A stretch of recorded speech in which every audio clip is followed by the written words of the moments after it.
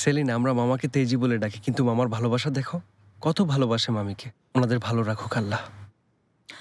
আমরা যদি ওনাদের মতো হতে পারতাম। আমরাও ভালোবাসি, কোনো সন্দেহ আছে?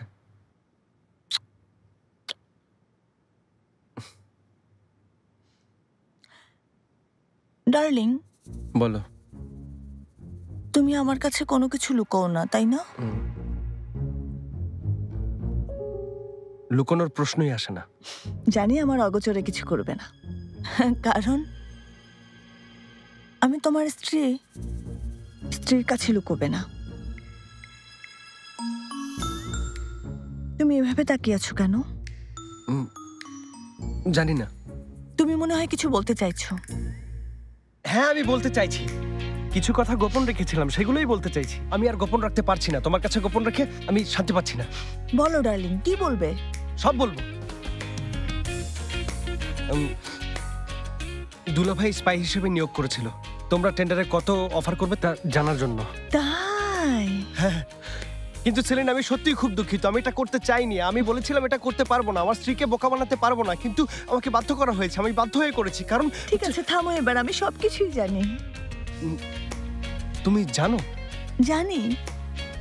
আমার ওরহান, কি বলবো, তুমি এখনো বুঝতেই পারোনি তুমি আসলে কোন মেয়েকে বিয়ে করেছো।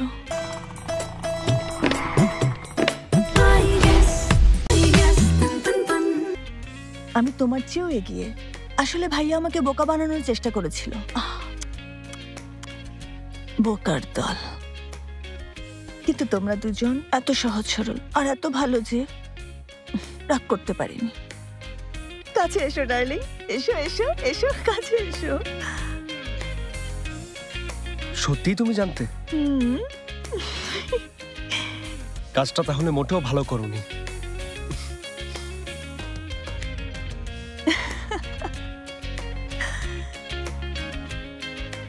গুপ্তচরের কাজ করে ভালো করেছো, তাই না? ঠিক আছে, কথা বলবে না আমার সাথে?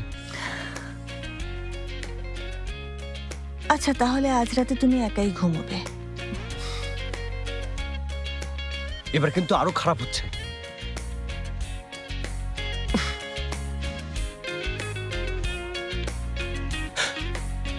এত কিছু কিভাবে জেনেছো? নিজেকে চালাক ভাবে।